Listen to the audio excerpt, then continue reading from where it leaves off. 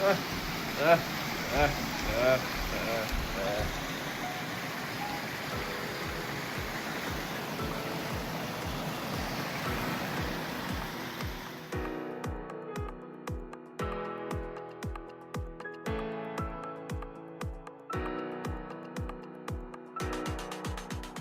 everybody to week 4 of our goals series. Let's jump right on in.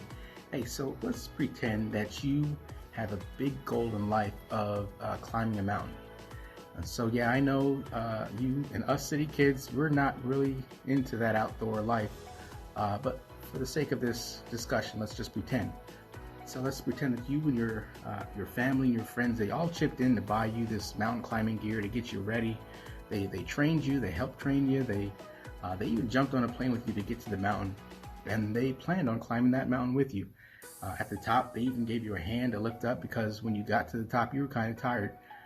They were there for you. That's a pretty awesome feeling right there. But what if that whole time that they were helping you and sacrificing for you and doing things for you, you never thought to say thank you? It's not a good flex. And there's a guy in the Bible, and of course his name is Nehemiah, and we've been discussing him the past 4 weeks, and he had a big goal of his own, and no, he wasn't trying to climb a mountain. His goal was actually to rebuild the walls of the city of Jerusalem, where he was from, where his family was from, in order to honor God and to protect his people. And he did that with the help of a lot of people, and of course God's leadership. At the end, and along the way too, he did something really important. He said thank you to God, and he said thank you to his community, because God-sized goals require God-sized gratitude.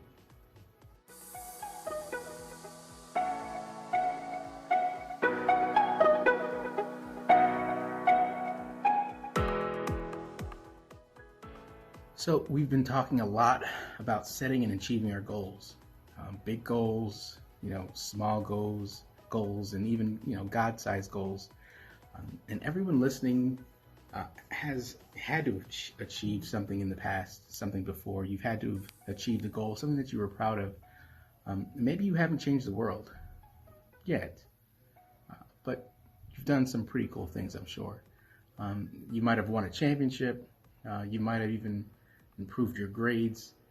You might have learned a new skill. I'm trying to learn guitar myself. Hopefully by the time we see each other again, I'll be proficient in playing the guitar. Making it through a big challenge, maybe that was something that you were able to accomplish, or finish a big project. My wife is working on a project right now. So last Christmas we got this big, gigantic coloring sheet, with a bunch of fancy markers, and she's been painting and coloring, probably since a little bit after Christmas. And when she colors in that last shape, I know she will celebrate, because she's worked really hard on that project. And there's a joy that comes when you accomplish something, especially something that's hard or difficult or that you've worked really hard for. And sometimes when you accomplish what you set out to do, it's just natural for you to be proud and to celebrate what you've accomplished. So Nehemiah takes 4 whole chapters, and I really would like you to read it on your own. It's like Nehemiah 8, 9, 10, 11, 12. All in those 4 chapters, he describes a huge celebration in elaborate detail, people doing lots of different things. And I don't know if he really needs us to memorize the details as much as he just wants us to really get a vivid picture of how grateful he was to God for everything that God had allowed to be accomplished, and also grateful to the people for the work that they put toward the project. What a way to express the gratitude to God. Tons of people, loud, exciting praise and worship, lots of music, tons of activity, food. The great philosopher Jermaine Dupri once said, "The party don't stop till 8 in the morning." Now, this party that Nehemiah threw was even more epic than those kinds of parties.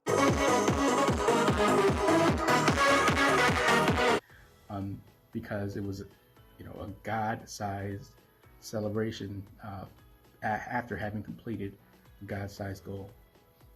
And when their goal was achieved, they worshiped God together. Something that we're not really able to do at this point, being together. But in this specific situation, they were able to come together and they worshiped God. They knew that only He was able to allow them to make it work. And because of that, Nehemiah, was very grateful. Everything they needed in order to complete their God-sized goal was provided by God. And if you recall the story, from the previous weeks, he needed safe passage to get from the country that he was at to the city of Jerusalem. He needed equipment. He asked the king for timber. He needed things that needed to be used to create the wall, raw materials for building, hammers, nails, those kinds of things, willing workers, encouragement despite the haters. If you remember last week, we talked about Tobias and Sanballat, who were the king chief haters.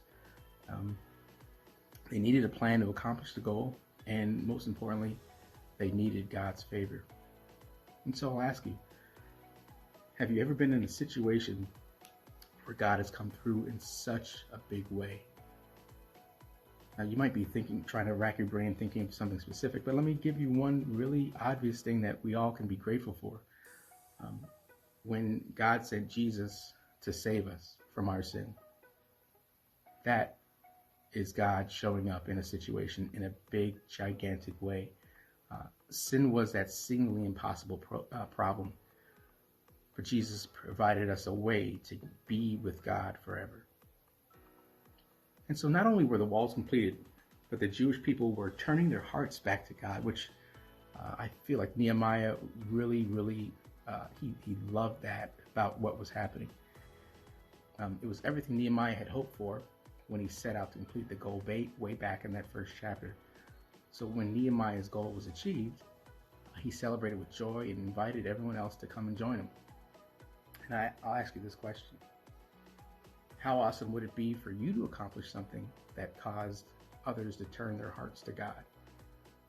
Just think about the joy you would experience knowing that you played a role in someone turning their hearts to the Lord. To know that someone, it could be your mother, it could be your father, your sister, brother, friend, and you know what? It could even be your enemy. Now, I know some of us aren't ready for that, but that's a different lesson for a different time.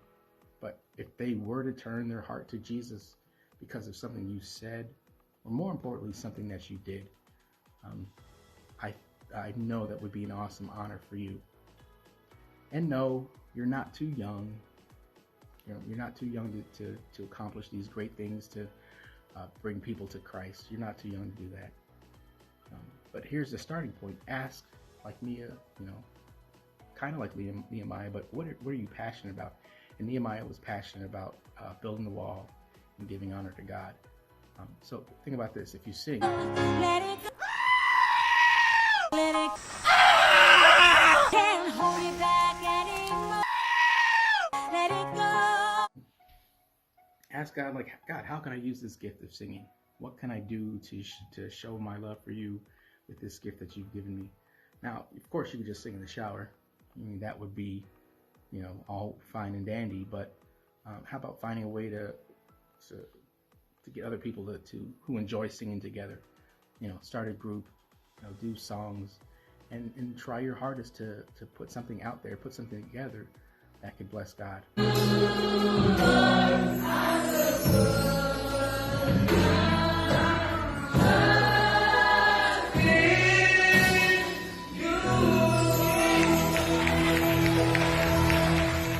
What if you dance?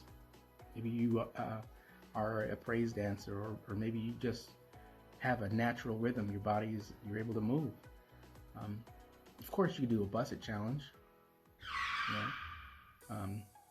or you could find a gospel song, and you can create a TikTok to help people see the love of Christ, and that you love Christ. Oh, na, na, na. Oh, na, na, na. Oh, na, na, oh, na, na, na. Remix.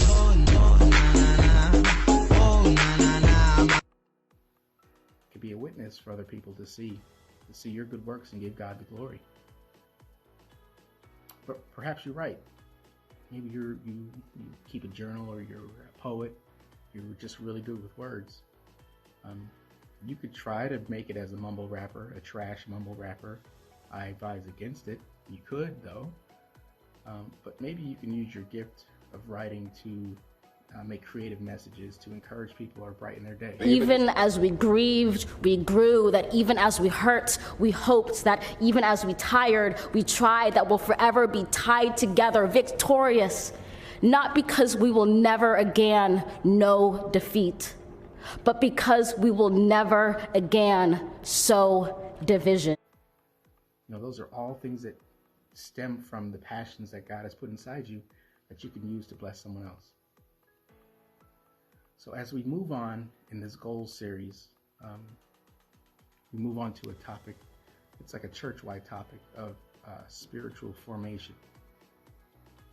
And if you're able to connect these upcoming lessons, if you're able to connect with them and apply them to your heart, apply them to your lives rather, I know you're going to accomplish the God-sized goal of loving God completely, loving ourselves correctly, and loving others passionately. Let me say that again. The God-sized goal is that we're going to accomplish in these next couple of weeks are going to be to love God completely, love ourselves correctly, and love others compassionately. We have a lot to learn, but I am excited to learn right alongside you.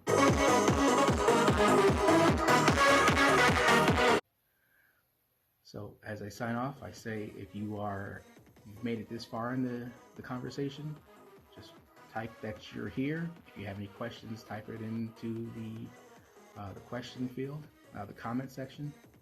I want you to know that I love you with all my heart. I look forward to the time when we could be back together. But until that time, Lord bless and keep you, and be good. God bless.